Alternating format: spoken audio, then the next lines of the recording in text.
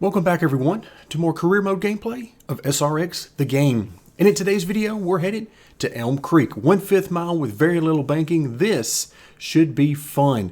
So essentially you're looking at a paperclip similar to Martinsville on a much smaller scale. So we're going to have to really have a lot of grip to get through these corners because the straightaways aren't going to give us a lot of on throttle time as far as actual acceleration. This is going to be all about the corners and getting through there as quickly as possible. Right now we're at 14 of 16 on our performance, so we lost just a little bit of performance on a couple of parts after our last race, which you can see in the bottom right hand corner. The engine and the chassis both lost a little bit of performance, but we made enough money to do an upgrade. If you take a look in the top right hand corner, 13,503, and that should be enough to get us what we're looking for. So let's hop over to the garage. Now, if we look in the engine compartment, because this is the first place I wanted to look, and we've been talking about focusing on this middle square on the bottom because I believe it gives us the best overall value for our money. Obviously, if we want maximum performance, then we need to go to the bottom right, but look at the difference there in price. So I'm going to focus on the bottom middle, and it's at $15,187. That will give us 8 out of 10 performance, and then the 70% durability. We're not quite there. We would be there after this next race, but if we come back out, and let's look at the chassis. Here, we get 8 out of 10 for only $8,400. Now, we definitely want to upgrade the engine, but I believe we've got enough money to not only do this, but this is 8 out of 10. So this is going to give us a +6 over where we are right now. So let's go ahead and get this one.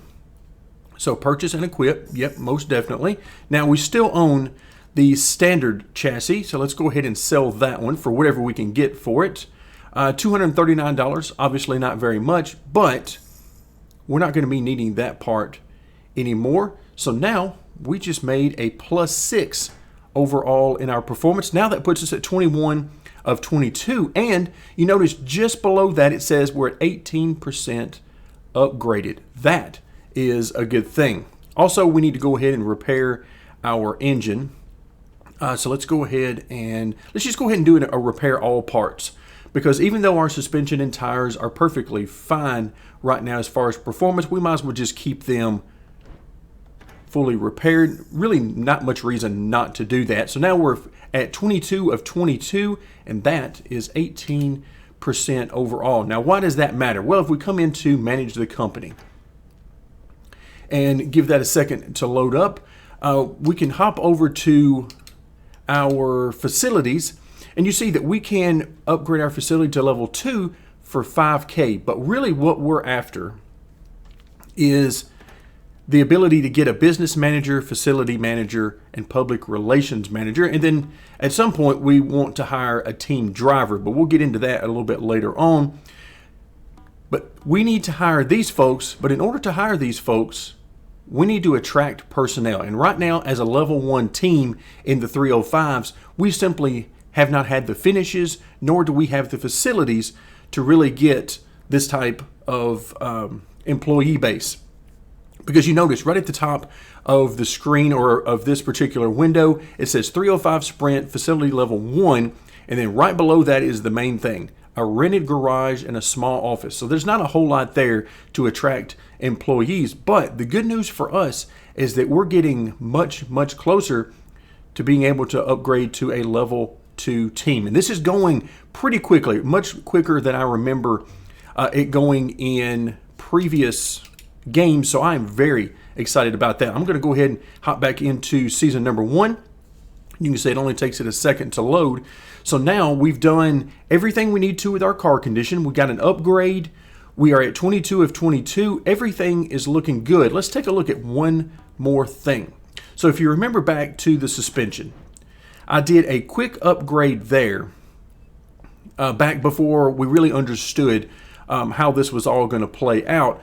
And so I do want to do one more upgrade here to get us to 8 out of 10 and that 70% durability, but it's going to cost us $6,700. Now, we don't quite have enough money for that, even after selling off our existing part, But that's okay. This is just something to keep in mind. In the future, we're going to be looking more and more toward getting those parts and getting ourselves up to a level 2 team. So hopefully we can start attracting some employees that will enhance our ability to finish well as make more money.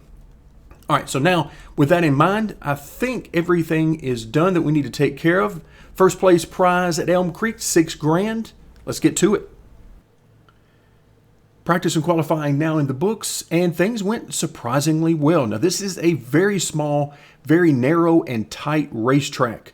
In fact, it's the type of track I can imagine a family putting in their backyard, and it is awesome. I absolutely love this type of racing. This is where you know people just love racing in order to have this type of facility.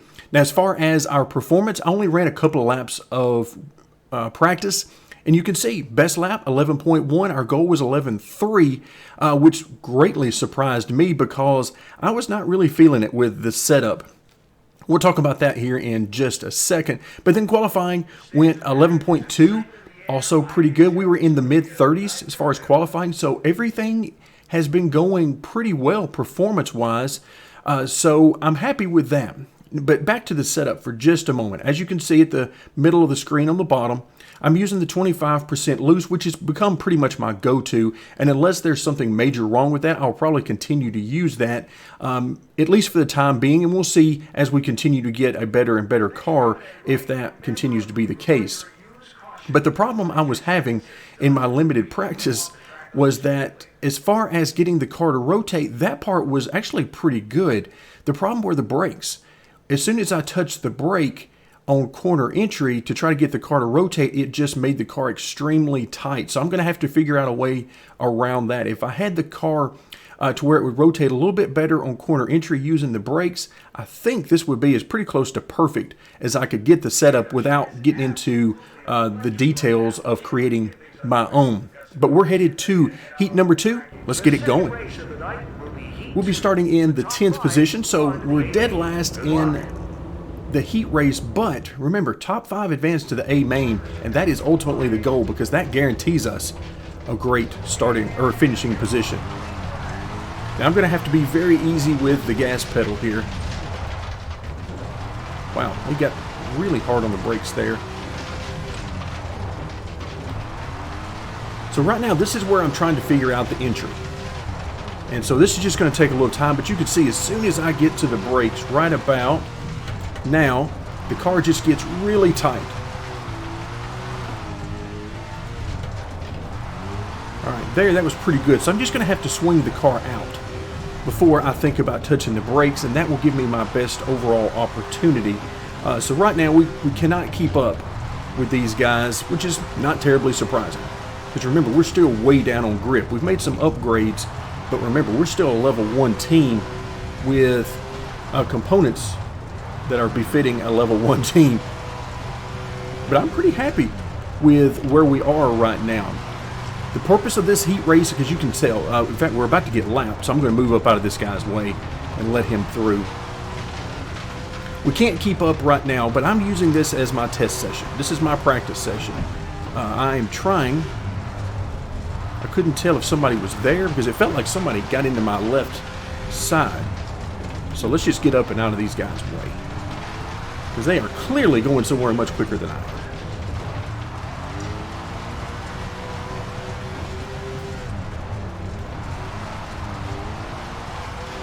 Yeah, we definitely need some work here on this setup. Like I said, it's a bit of a contradiction. The car rotates quite a bit. If anything, it might actually rotate too much. But then with the braking, yeah, I got to figure something out there because we need a good finish. The good news is we're advancing to the B main. Now, I like that. Starting 18th, we'll take it. Hey, we're in the B main. Our goal is to see what we can do. Maybe we can even sneak our way into the A main. Tonight's last chance qualifier, it's the B main. The top 5 advance. So there won't be a C main or a D main in this particular event, probably because of the size of the track. Only so many cars that they can fit, which means only so many heat races that they really want to run. And the facility just isn't big enough. likely to accommodate that many cars. So the B main is it. So I did make a change to the setup. I went down one tick toward the tight side. And the reason I did that was to try to get a bit more control out of the car, hopefully. Because, ouch, you can see there's some contact there. But right now, this thing is just, it's way too tight where I need it to be a little freer. And it's way too free in places I need it to be a little tighter. So this is why I create my own setups. Because right now we're just slipping and sliding in the worst way and we have no grip. You can see there, as soon as I touched the brake pedal on corner entry, we just slid straight out on the track. Which is not what I was hoping for.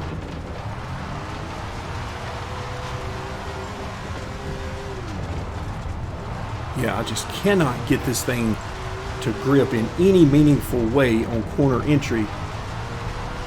What it appears, from what I am feeling, we talked a little bit about the brakes and how it seems to be using a higher brake bias. It's making the car tighter when I get to the brake pedal, but also I believe they're using, for these recommended setups, very, very low wedge, which in some ways makes sense given the size of the track. You want to be able to get the car to rotate, but also you have to keep in mind that you need to control that rotation or it's really worthless.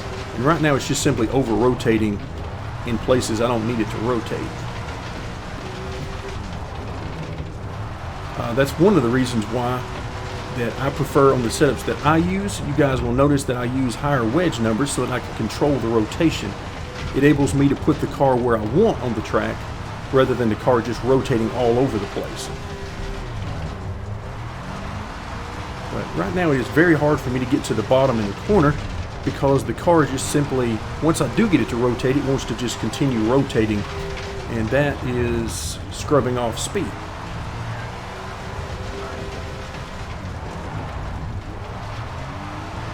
Yeah, using these brakes is just causing us to slide farther and farther up.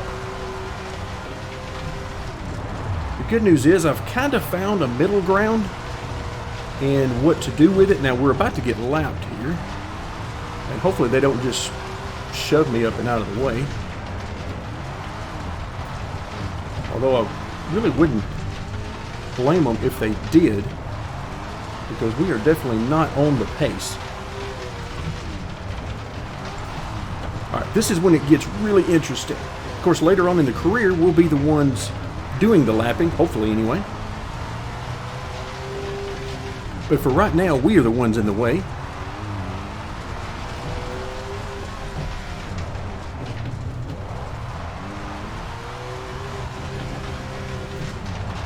Woo! Slow down, car, slow down. Alright, just a few more laps to go, and you can see I'm sticking to this bottom, and I'm trying as best I can to both stay out of the way and keep from losing any positions, because we're not running dead last. So there you have it, 18th position, and that was rough.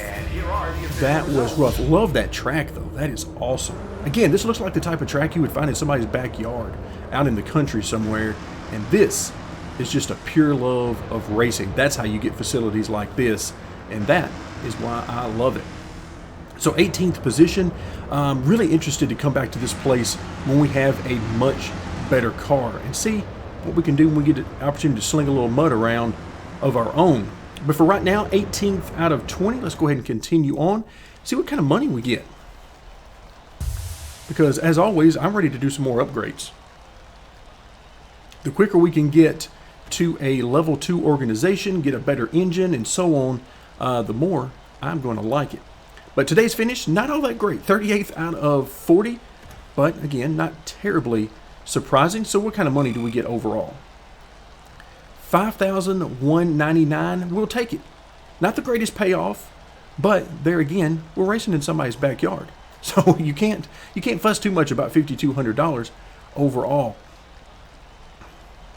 All right, and that will do it for today. Thank you guys so much for joining me. When we come back next time, we'll take a look, see how close we are to our next upgrade, and keep things moving.